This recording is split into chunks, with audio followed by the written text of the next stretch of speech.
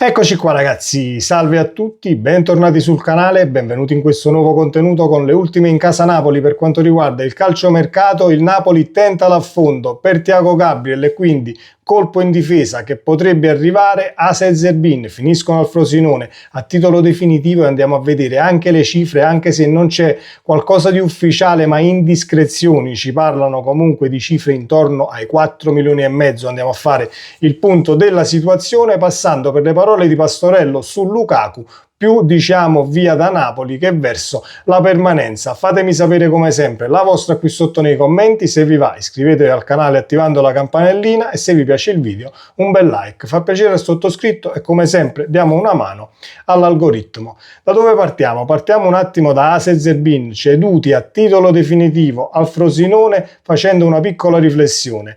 Il totale dei prestiti che una squadra può fare in quest'anno, 2026-2027, sono 9 prestiti in entrata, 9 in uscita per quanto riguarda le regole da rispettare. Saranno 8 l'anno prossimo e il Napoli comunque qualcosa deve cedere a titolo definitivo per tenersi poi gli slot per eventuali prestiti, perché abbiamo ancora i vari Cajuste, Foloruscio, non sappiamo Lindstrom che fine deve fare e quant'altro, quindi giusta come formula dell'operazione. Per quanto riguarda le cifre si parla di 4 milioni e mezzo totali, chi dice 2 per Asa, 2,5 per Zerbin, chi dice 4,5 per Asa, Zerbin ceduto a zero con il 50% addirittura sulla futura rivendita che potrebbe finire nelle casse del Napoli qualora il Frosinone poi lo vende in futuro. Comunque ceduti a titolo definitivo, ma non liberiamo sicuramente posti nelle liste per tesserare un eventuale difensore. Il difensore che però è un under e il Napoli tenta l'affondo è Thiago Gabriel. Ne abbiamo già parlato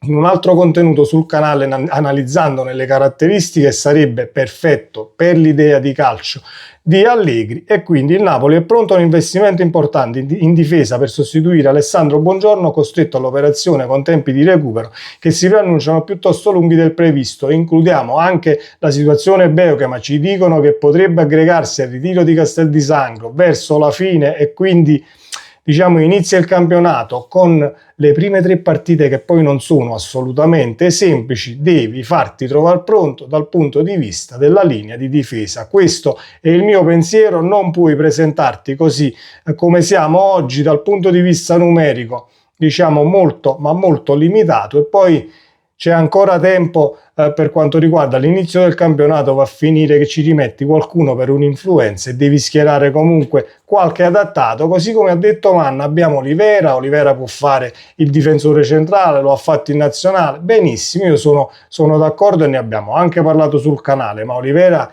rientrerà poi al ritiro di Castel di Sangro, deve rimettersi in forma per quanto riguarda la preparazione. Il campionato inizia, sicuramente non sarai pronto al 100% per fare poi punti che ti servono sin dall'inizio del campionato e che nessuno ti ridare indietro nel caso poi perdi qualcosina. Detto ciò, Thiago Gabriel è il preferito di Manna per soddisfare anche le esigenze di lista. Il Napoli guarderebbe con particolare interesse al profilo under e in quest'ottica il nome che convince maggiormente è quello di Thiago Gabriel. Il difensore portoghese classe 2004 è seguito da mesi dal direttore sportivo Manna e arriva da un'ottima stagione con la maglia del Lecce, che lo ha consacrato come uno dei giovani centrali più interessanti dell'ultimo campionato di Serie A. Resiste però anche la candidatura di Gatti, questo ci fanno sapere. Sullo sfondo resta comunque viva la candidatura di Gatti, difensore classe 98, ma qui in primis servirebbero 20 milioni. Punto secondo, per quanto mi riguarda non andresti ad alzare l'asticella dal punto di vista tecnico e la linea di difesa. Punto terzo, ti serve mettere diciamo calciatori fuori rosa per fare entrare Gatti poi nelle liste, perché siamo assolutamente pieni e dobbiamo sfollare per quanto riguarda la lista dei 17 senza restrizioni. Detto ciò, le parole di Pastorello su Lukaku, che potrebbe liberare il posto in lista ma Il posto in lista poi lo prende Lucca, perché Lucca è già in quella lista e Lukaku sarebbe già un esubero in questo caso. Poi diciamo che se il Napoli a ridosso della fine del mercato, fine agosto, piazza Lucca e Lukaku in uscita, allora potresti fare il colpo per quanto riguarda l'attaccante. Situazione molto delicata per quanto riguarda la punta centrale in casa Napoli, ma la priorità per quanto mi riguarda resta il difensore. Le parole di Pastorello preannunciano un Lukaku via da Napoli piuttosto che la permanenza, anche perché ha quasi chiuso lo spalmarsi eventualmente l'ingaggio, allungargli il contratto, e quindi dice che Lukaku comunque dal punto di vista della carriera non è arrivato al momento di spalmarsi un ingaggio e scendere a compromessi. Io la vedo in maniera diversa, ma noi diciamo accettiamo le parole del procuratore. Le dichiarazioni di Federico Pastorello, agente di Romelu Lukaku, potrebbero rappresentare un importante segnale sul futuro dell'attaccante del Napoli. Lukaku è un giocatore straordinario, l'ha dimostrato in tutta la carriera, è l'attaccante più prolifico del panorama calcistico mondiale. Una posizione del genere come vice difficilmente possiamo accettarla. Diciamo che comunque l'età avanza, non è che il calcio può puntare su attaccanti che superano i 34, 35, 36 anni e che siano largo ai giovani, ma largo anche a chi riesce a portarla avanti una stagione senza avere poi problemini fisici legati poi ad una carriera che è già stata sicuramente coronata da grandissimi successi e prestazioni. Credo che dietro alle parole di Manna, dice Pastorello, ci sia una questione di carattere finanziario che capisco di più. Ovviamente hanno due attaccanti ingombranti dal punto di vista finanziario, poi Lucca rientra. Questa situazione crea un po' di fastidio. Adesso il mercato è bloccatissimo, non è ancora partito il mercato delle punte. Anche il proporre un allungamento a dei costi di altro tipo non è solo lo stipendio. Romelu ha raggiunto questi livelli di contratto anche grazie a quello che ha fatto in carriera. Forse non è ancora arrivato il momento di spalmare, e quindi se non si spalma, anche se è remota la situazione, allungargli il contratto e spalmarsi ovviamente l'ingaggio, comunque non c'è la volontà né di Pastorello né tantomeno credo di Lukaku. Infine, ovviamente questa è una dichiarazione che a me non sta tanto a genio. L'ultimo campionato non è stato solo colpa sua, e qui siamo tutti d'accordo, anche se rivedibile poi il comportamento, andarsi a curare in Belgio, eccetera, eccetera, eccetera.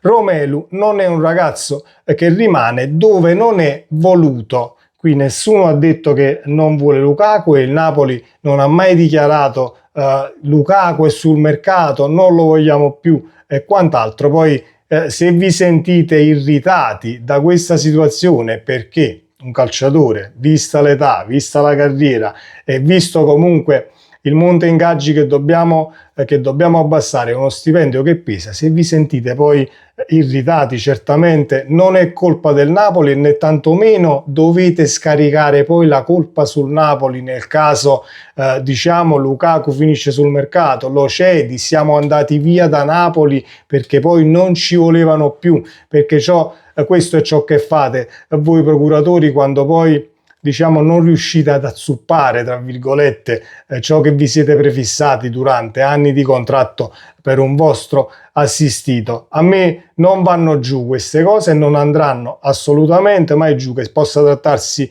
di Lukaku, che si può trattare di Valdifiori, che si può trattare, che ne so, di qualsiasi calciatore sulla faccia della terra. Le cose si fanno in due, società, calciatore, in questo caso in tre, ma se vogliamo ovviamente includere il procuratore e il calciatore in una sola figura, le cose si fanno sempre in due. Se voi non accettate determinate condizioni e ovviamente di tanto in tanto vi mettete anche di traverso, e allora il Napoli sicuramente deve scegliere e fare la scelta giusta, che è quella di piazzare Lukaku altrove prima che scada assolutamente il contratto, per poi vedere cosa fare con l'altra punta, perché a me Lucca non sta convincendo, non convince e forse mai convincerà nessuno per quanto riguarda l'atteggiamento, senza andare a trattare l'aspetto tecnico che ha delle lacune per quanto mi riguarda abbastanza evidenti, così come stiamo vedendo lacune almeno per quello che sto seguendo io per quanto riguarda il ritiro di Di Maro, anche sugli eventuali difensori che poi potresti tenere in rosa, i vari Marianucci o Baretin, eccetera, eccetera, eccetera. Non parliamo di Foloruscio ha stregato Allegri, Lindstrom sta facendo molto bene, lo teniamo, benissimo. Se vuoi tenere Foloruscio e Lindstrom, comunque devono uscire 2 calciatori dalla lista dei 17 perché non puoi assolutamente tesserarli, cioè non tesserarli, non puoi assolutamente portarli poi in lista e nella stagione 2026-2027. Quindi senza che scrivete titoloni, Foloruscio rimane, Lindstrom rimane, Tizio rimane, Caio rimane e Sempronio rimane. Se non cediamo da quella lista non possiamo fare entrare praticamente nessuno. Resta Thiago Gabriel, la pista under, ed è un difensore comunque che sa il fatto suo e ha fatto molto, ma molto bene in Serie A nell'anno passato, e quindi il Napoli non deve preparare l'offerta, deve affondare quanto prima per quanto mi riguarda sul difensore, altrimenti potresti trovarti veramente ad inizio campionato rischiando di perdere punti per una situazione che hai gestito totalmente male, perché si poteva gestire, si deve gestire e si dovrà gestire, e mi auguro che succederà molto ma molto meglio. Non sto qui a fare assolutamente il professore perché non è assolutamente nei miei costumi, però devi comunque tu Napoli renderti conto che puoi adattare Olivera, come ha detto Manna, è stato sannato in una conferenza stampa, abbiamo Mattias, tornerà eccetera eccetera, ma non sarà pronto Mattias né tatticamente per integrarlo, facendo il centrale di difesa, ovviamente vicino ad un eventuale Rachmani, e né tantomeno dal punto di vista fisico, perché i tempi sono troppo ristretti tra Castel di Sangro e l'inizio del campionato. Poi sarò io troppo pessimista? Fatemi sapere cosa ne pensate qui sotto nei commenti, ci vediamo nel prossimo contenuto, sempre Forza Napoli, ciao!